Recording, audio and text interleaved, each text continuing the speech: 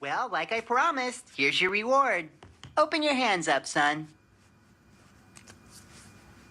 That's a little version of me, Alan. I want you to have it. I don't really want this. I mean, I'll take it if you don't want it, Alan. You don't want that? I mean, yep, sure, here, thanks, man. take it. Put it right there. If that's all right with you, Mr. Boss, if Charlie has it instead. I mean, you already gave it to him, but it's your gift, man. Do whatever you want with it. You want to... Yeah. Now that the Nightreign network test has ended, I wanted to talk a bit about how I felt about the content I played, and why I came to the conclusion that I most likely won't be buying Nightreign. First and foremost, I wanted to get out of the way that this is coming from a very personal place and not a criticism of the game. At least for the first half of this video, I'll be going over how my preferences just don't align with the way that Nightreign was designed, which will likely be the opposite for many of you. Also, this isn't a review of the game, just a review of the network test, and just a review of the content I got the chance to see. As well as that, I'm not going to be going off of a straight script, because I wanted to play the total amount that I possibly could within the network test, which meant this video is coming out late compared to a lot of others, so it might be a little rough around the edges, but at least it came out somewhat soon after the network test's release, hopefully. So first I'll go over a quick overview of what the game is, for the few people who haven't been keeping up with it and don't really know. And the weird thing is, it kind of literally is Fortnite Elden Ring. Like, a lot of people were saying that as a joke, but especially compared to modern Fortnite, where there are bosses on the map and NPCs running through compounds, which you can kill for various pieces of various quality loot, it really does kind of mimic that same feel of Fortnite, but without the PvP, which is a strange choice, but whatever. But before you load into the map, you'll have to pick one of the 4 characters that were available within the network test. Now, the characters are actually pretty interesting, a lot more so than I thought they would be, and that's one of the things that I definitely think for other people will really carry this game, where it just doesn't for me. Like, I get that they're cool, they just don't play the way that I would want to, in the same Souls style of very tight, precise gameplay. For example, their ultimates give them iframes throughout the entire animation, which makes sense because they're ultimates, so it's like, yeah, they want to be powerful. But it kind of just feels like you've given these characters really powerful ashes of war that they can use at any point without any sense of like risk reward. And at least for the Guardian and the Wilder character, this is just like a big hit of damage, in the Wilder's case being more single target oriented, and in the Guardian's case being bigger AoE, larger target oriented. But this all just kind of translates to more damage and more stagger damage for free just every once in a while. And you could kind of say the same for the Duchess character, who just goes invisible, which is nice for like getting revives and stuff. It does have strategy, I'm not saying that, but more or less if you're just going to be spamming it, which you should to get the most utility out of it whenever its cooldown is over, it just means that the bosses will start attacking nothing while your whole team, if they're close enough to proc it, will just wail on the boss in the meantime. And that's the thing with Souls, there's not a crazy amount of utility you can get out of anything other than just healing your teammates maybe, or dealing damage on the boss. I will be interested to see how the other characters' ultimates will play. I'm not sure how many there are, maybe like 8, but I'm just going on memory, so I don't know. But there's certainly room for cool potential ultimates that other characters might have that could add utility to different situations. Potentially speed boosts to help you get the most out of the map area and make the most out of your time, considering the game is on a timer. But of the ones we saw, they're kind of just damage dealing, with slight strategies for each one, such as the Guardian being able to resurrect their teammates, even if they have the full resurrection bar from dying 3 times in a row, which is super valuable, and might make the Guardian the most powerful character for being able to both deal damage to bosses and act as a support character. While I do criticize the implementation of the characters that we've seen in this demo, or network test, whatever, I feel like people are going to get upset at the fact that I'm treating it like a demo, because it, to me, kind of was. I don't know. It's a big chunk of the game, I imagine. Maybe not big, I don't know. It's safe to assume that every area, every major explore area in Elden Ring will probably get reworked, which means at least we can expect the Limvale map, which we saw, a Liurnia map, a Caelid map, a Altus Plateau map, potentially a Mount Gelmir. I doubt we'll see the capital, maybe that'll be part of Altus Plateau, consecrated snowfield, and potentially like, I don't know, 3 more DLC areas? Maybe, if they choose to do that. So maybe we saw 1/10 of the game, with room for improvements in total overall mechanics, but the way I see it, I don't know. If you're complaining about people saying that this is a demo and judging the game based on this pretty massive piece of content we got to play, I feel like you're just running damage control for a game that you kinda know is going to be lower quality. No offense, but I don't know. That's just my base level take on the matter.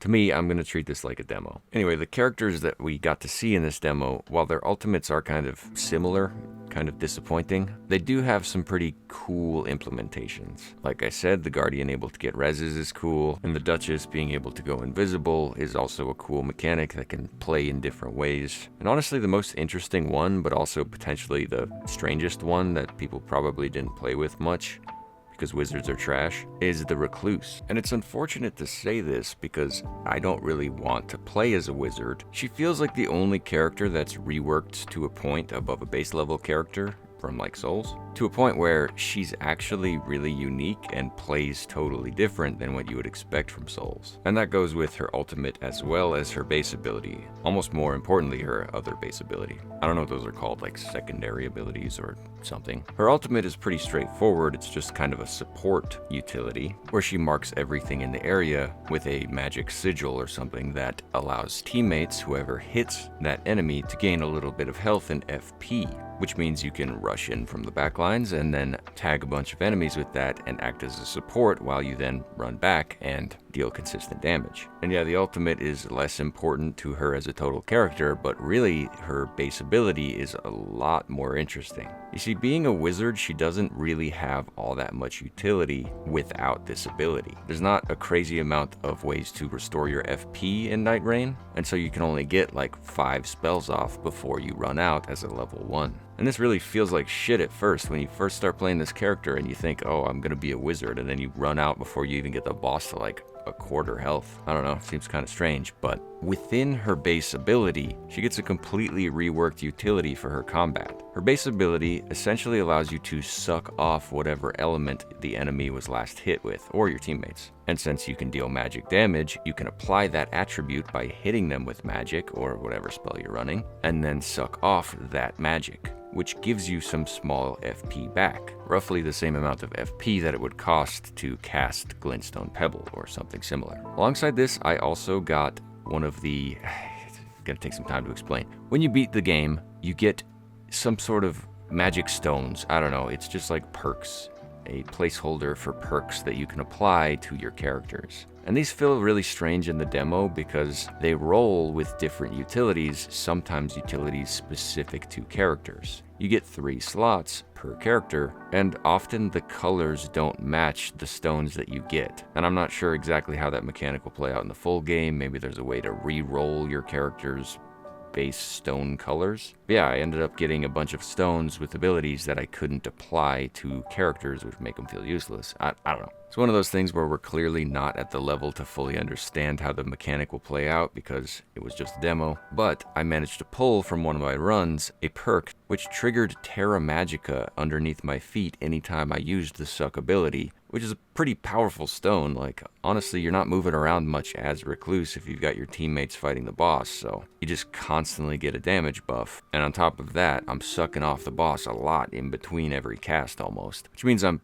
pretty much permanently buffed with this stone, which is kind of interesting. So maybe I have a skewed idea of the Recluse because I got this stone before I even played her. But the base level abilities have this combat where you're kind of like trading ability for attack over and over again, creating a more interesting combat loop that plays really well into her base ability's other utility, which is after sucking off 3 elements from whatever assortment of enemies you've hit, or teammates that have been hit, you then cast a almost random, you then cast a spell of some kind based on the combinations that you used. And that's where the implementation gets kind of wacky, because you can't really tell unless you're playing solo somewhere and just get 3 magic hits in a row. You can't really tell what spell you're going to cast. And after a quick overview on the wikis that have been established, one of those is Bloodhound Step, if you get 3 lightning strikes, which is kind of strange. I don't know why you would want to just Bloodhound Step when there are like damage dealing options on the table, but it does add a kind of interesting like random wild magic effect flavor to this character, which alongside the more interesting combat that you'll get out of the base utility of the character, this one really stands out as like something unique that's not just Soul's character with damage ability plus random weird utility like the grapple hook that the Wilder will get. Anyway, she was the standout. I hope there are other characters that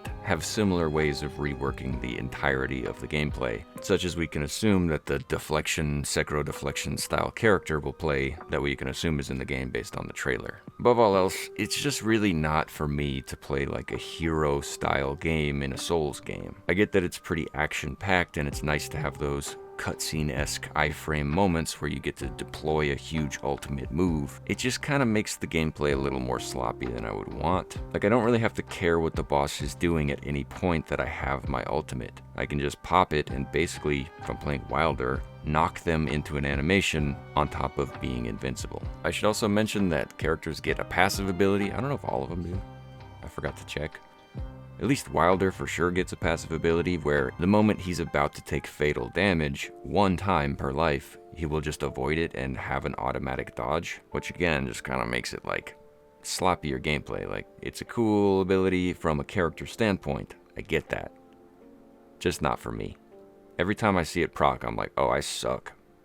Like, that's nice and all, but like, I fucking suck. Why did I get that to proc? I'm supposed to be good at this game. So, with that as a starting point, we take one of these characters and load them into the map with the weirdly Fortnite-esque glider situation where you don't really get to even choose where you're gliding. You get like 5 feet of difference depending on where your stick is going to be pointing. And then you're on the map and you basically just create a route that you're going to do, clearing different areas so that way you can gain levels, gain new loot, potentially talismans or spells or whatever, all building towards the final boss of that night. There are 2 nights in total and then 1 final Night Lord boss at the end. And this is where a lot of my problems with the total general gameplay kind of come to fruition. Because there's kind of a greater idea in mind that you'll have to have if you want to succeed, more so than just any one skillful fight or being good at certain boss fights that you might find, because you really need to keep in mind that your final goal is to beat the Night Lord,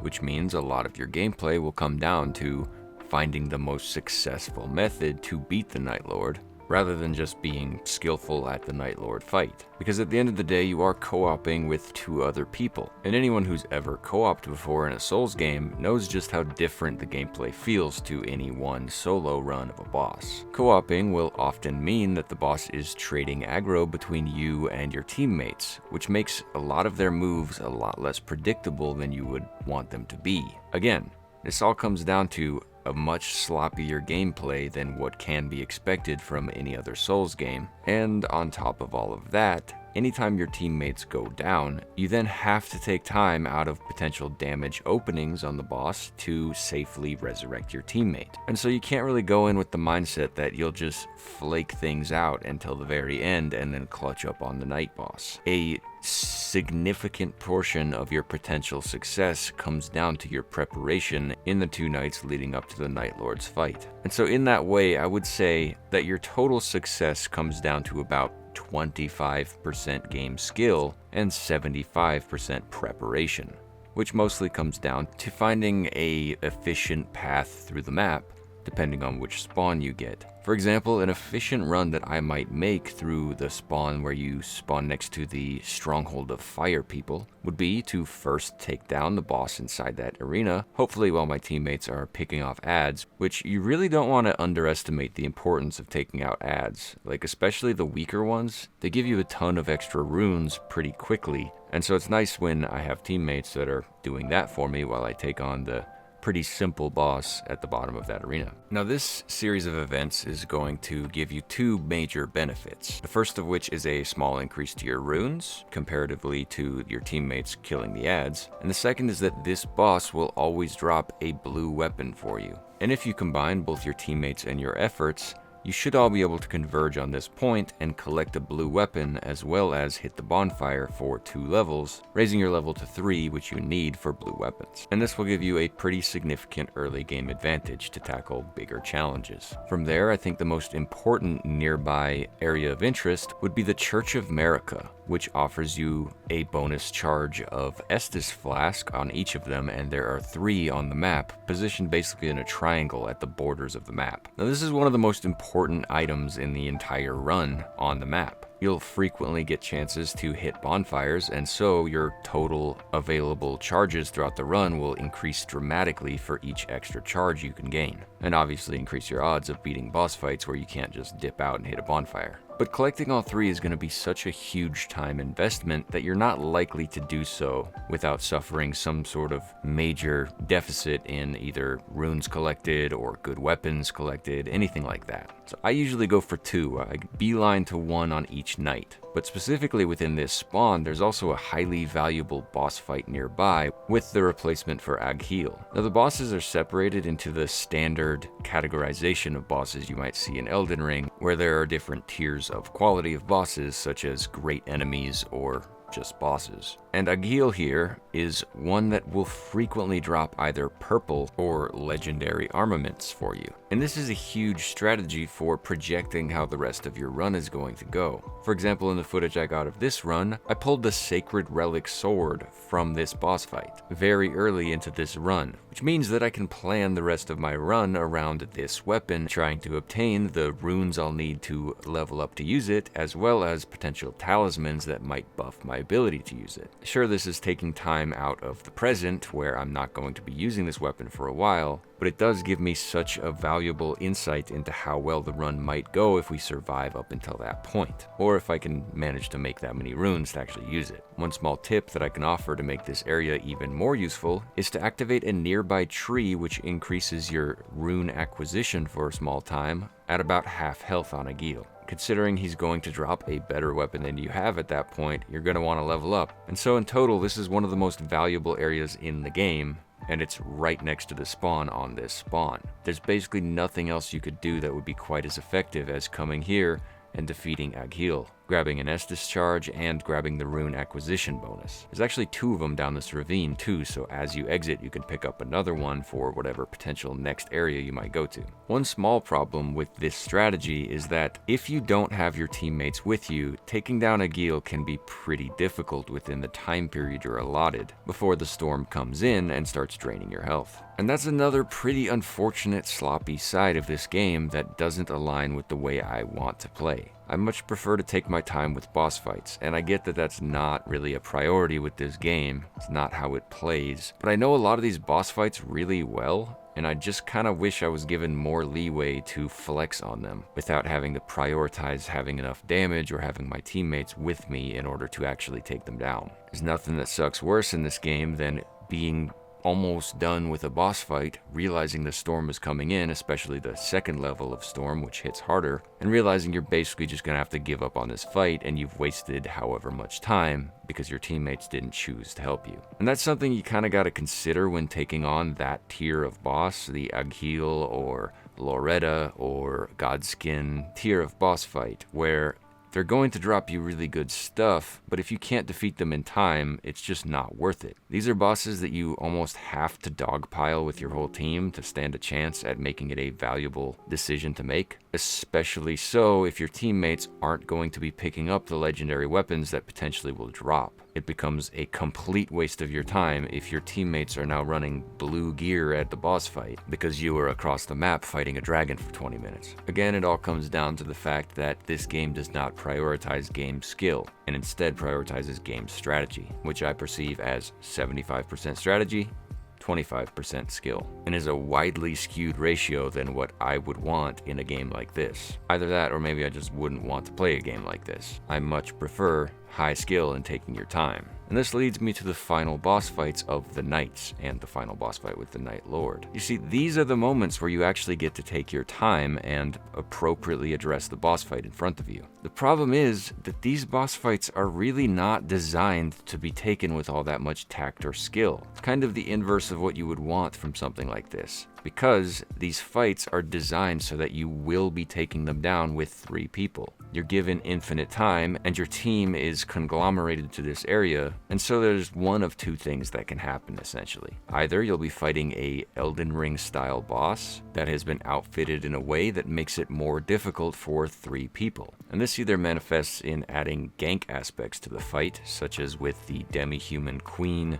demi-human swordsman fight, where even more gank gets added at like half health or something when a bunch of ads just randomly spawn. Or, such as in the fight with the Fell Omen, a couple of his attacks are outfitted with insane AoEs, such as his Cursed Blood Slice, which is a giant massive wall of sloppy explosive damage. Or in the case of his Throwing Knives attack, where he throws like a barrage of 30 knives, so that way all 3 of you potentially have to deal with the danger of them. It is maximum slop. That's kind of the point. It has to be sloppy enough that all 3 of you are in danger at all times to make them even remotely challenging. And that's kind of the best case scenario in this content, that you take something built in Elden Ring that's well designed and then overclock it with something to make it difficult for 3 people. The other side of this equation is when they make something new or reprise something old as something new, and it's designed from the base up to be fought with 3 people. And in this way, they've really designed some basic, simple boss fights that kind of just do large waves of damage or something. This is stuff like the Centipede Demon, which kind of just jumps up and down and sweeps, but is really kind of boring, and then also has gank aspects when his tail gets cut off and becomes another entity. Or worst of all, when they don't even design a boss at all and just throw a bunch of guys at you.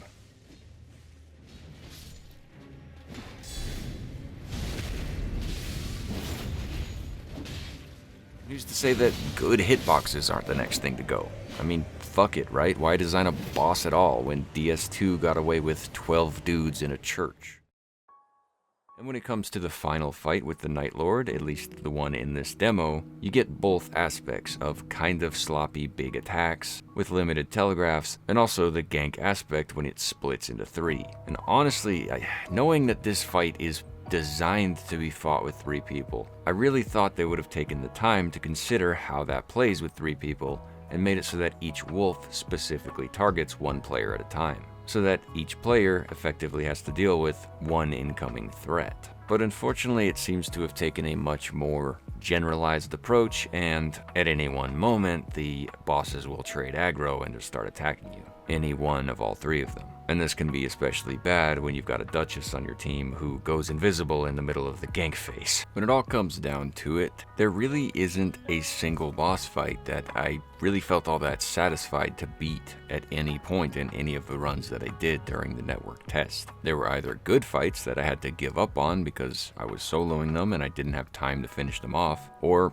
good fights where 3 of us were dogpiling the boss, and so couldn't really even have a fight at all. The fight was over before it could even begin. Or they're just bad fights, like the Camp of Soldiers. And that really kind of sucks, especially for me, being that I kind of prioritize boss fights.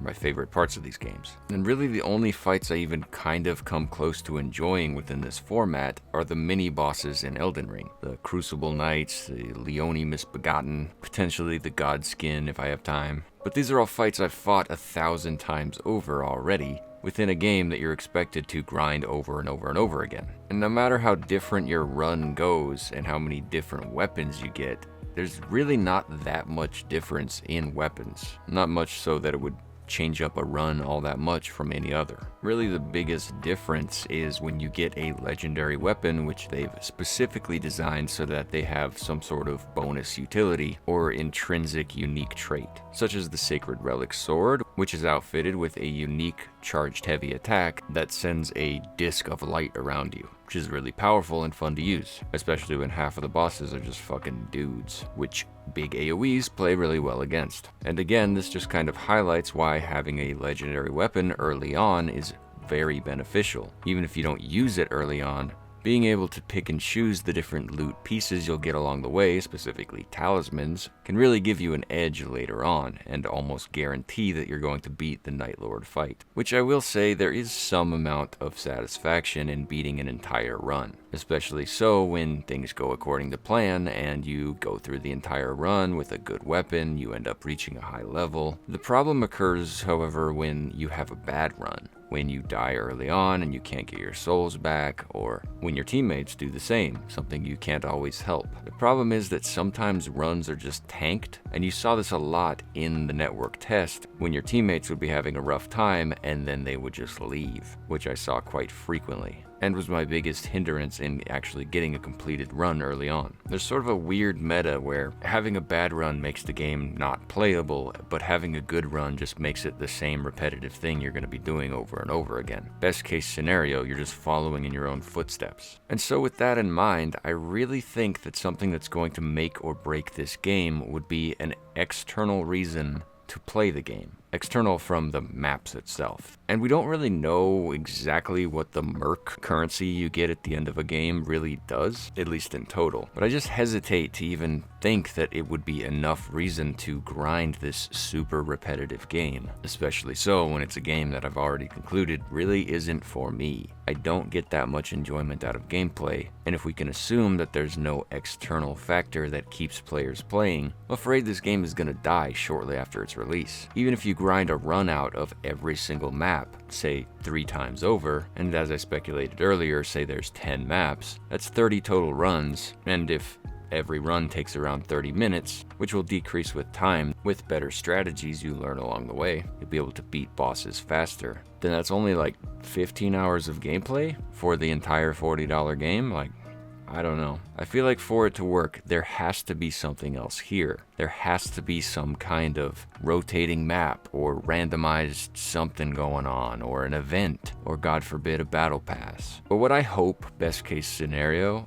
is that there's some kind of extra challenge run, some sort of higher difficulty, higher ad spawn, more difficult bosses, something to that effect, which could rotate weekly and keep players coming back to just try to beat it once, with potentially some kind of reward that reflects the difficulty of the challenge. Maybe some sort of cosmetic, I don't know, could be anything. I just strongly believe that there has to be something more here than what we've seen, otherwise this game is kind of nothing. To me at least. Extrapolating from this demo, you really could add more maps, but it wouldn't change the base experience. It would kind of just be more of the same. And you could say the same of bosses. Any boss you might add would either be A, a direct port of an Elden Ring boss that I've played 1,000 times, or B, something new that is understandably designed to be really simple because it's supposed to be played against the chaos of 3 players fucking them up. Taking ultimates and legendary weapons and everything else into account, there's no reason to design a complex boss fight for this game. Anything new can be assumed will just be something to wail on. And so as it stands, I don't really see a future for this game. It feels like it's kind of trying to mimic the Left 4 Dead formula, where players kept playing it because the game was fun.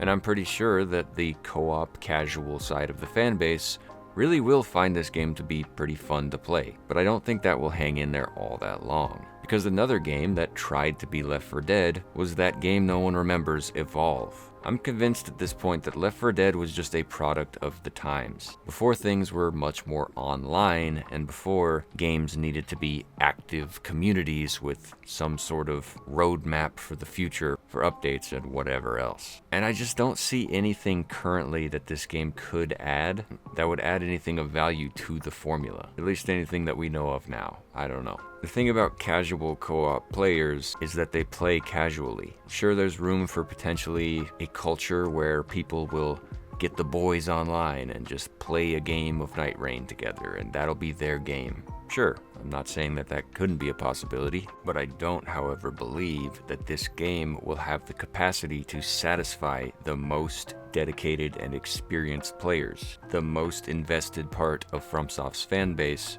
will be sold short here, and that is why I won't be buying it. It's just not a game for me. I love FromSoft games, but this is not a game for me. But I do reserve the right to completely change my opinion on that if I just want to hang with the boys. I definitely see potential where iBootyJuice wants to play it rather than playing Elden Ring, where most of the time he just watches me solo a boss instead of actually co-oping. Now there is another side to this that I did want to talk about, now that we've actually got our hands on part of the game and kind of know what it's about generally. You see, when I made my Shadow of the Erdtree video, one of the things I speculated, which I hoped at the time I was wrong about, was that Shadow of the Erdtree was partially developed by a mod tier quality of development team established at some point in FromSoft. We know that they went on kind of a hiring spree after Elden Ring once they got an influx of money, and I always preface this by saying it's speculation. But one thing we can absolutely be certain of, that I think most people realized the second they got their hands on Nightreign, is that this game is absolutely of mod quality. You don't have to look any further than the moment that you receive a buff after a boss fight, and the tile used for that buff is the exact same tile used to signify the buff you might get from a ring positioned at the top left of your screen below your stamina bar, yet enlarged 50 times without an increase to its resolution. I mean, there's also plenty of obvious things to point out, such as the massive inclusion of Elden Ring assets, the minimal inclusion of previous Dark Souls assets, and just an overall vibe that all of this is running off of the exact same game that we already own, being sold to us again, after having a wide pass of modifications. This really reminds me a lot of a mod that I played like 3 months after Elden Ring was released, which was the survival mod that added different ailments which would decrease your stats. It replaced every single item drop in the game with crafting materials that you could use to craft foods and medicines to cure those ailments, and also included items that you would use to upgrade your weapon down a branching tree path of different weapons, essentially evolving it to a different form. This was a really cool idea and a play on the weapon system that reminds me a lot of what they did in Nightreign, especially considering that you can use stones you potentially find that will upgrade your weapon to a higher rarity. All of Nightreign really just feels like a shuffling of assets, and I think you would be pretty naive not to acknowledge that, especially when mainstream news sites and YouTubers who would ordinarily not want to point stuff like that out for fear of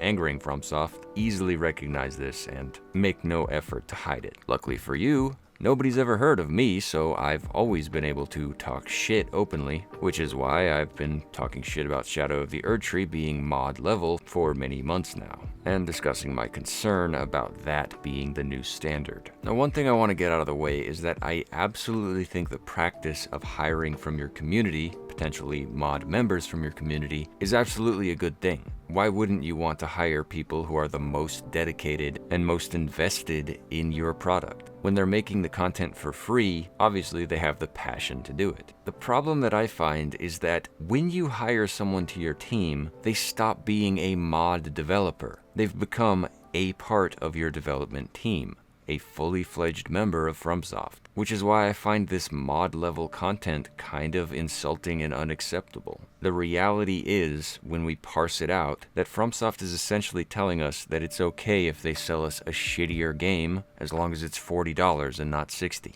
Which is something I'm not exactly comfortable with. Like, I really don't care if you make games more expensive, just make them good too. That was one of the greatest praises of Elden Ring, is that it was a $60 game that was dropped on us, and it was just good from day one. We didn't have to wait for updates. And the sad thing is, there was an obvious answer right in front of them on how they should have monetized Nightreign, rather than trying to sell us a full product, complete with a fucking collector's edition, which I predicted they would have at the time of the announcement trailer. And on a side note, how the fuck are you gonna have a figurine as part of your collector's edition and you choose the random knight guy instead of the big titty witch? Like, are you kidding me?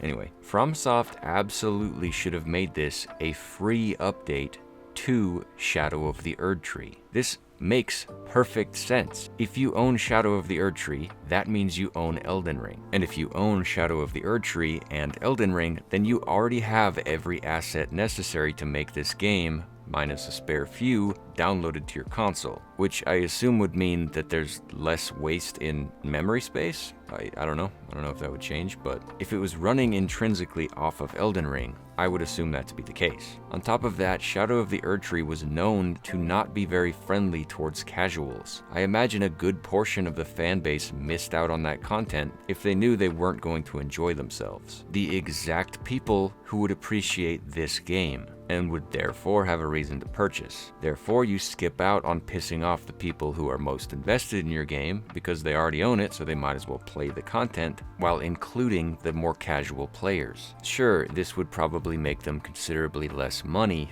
but this would be a much more friendly, community-focused way to approach this content. You're selling us the assets we already own, even going back to owning Dark Souls. I already own the Centipede Demon fight. And I don't know, maybe I'm just over-analyzing it. Maybe it's just a fun game that's $40. Honestly, I could change my mind and just accept that I'm probably not going to get $40 worth of gameplay out of it, but that doesn't really matter. I should just buy it anyway because I like FromSoft. But there's just something about this content that just really rubs me the wrong way in a variety of ways. It feels like this is the moment that FromSoft went mask off in becoming the next Call of Duty, a game that has to come out every year even when they don't have the idea for a new game, because it's just a giant company now, and the creativity has been spread so thin that they can only manage to satisfy a small portion of their fan base with cheap and easy to make content. And I'm not trying to say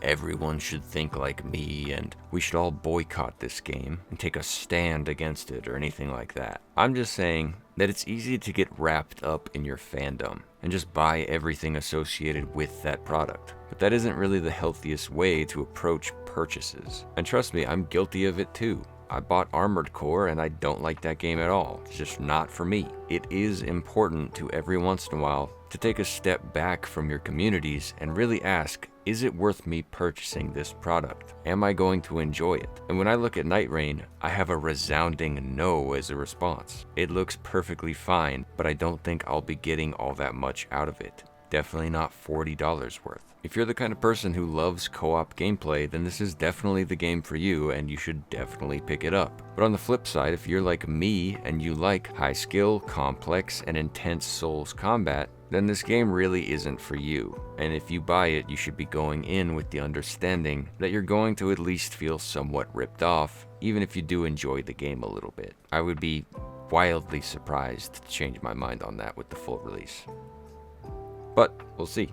Anything could happen. I'm not trying to change anyone's mind. I'm just trying to explain how I feel after playing a lot of this game over the last couple days. I believe I played every single moment of the network test except for 1 hour where I had to get ready for work, which meant sacrificing a bunch of fucking sleep, but whatever. So I don't know. I hope I'm wrong. Maybe it's the greatest Souls game ever. I guess we'll see in May. Anyway, thank you all for watching, and I'll catch you next time.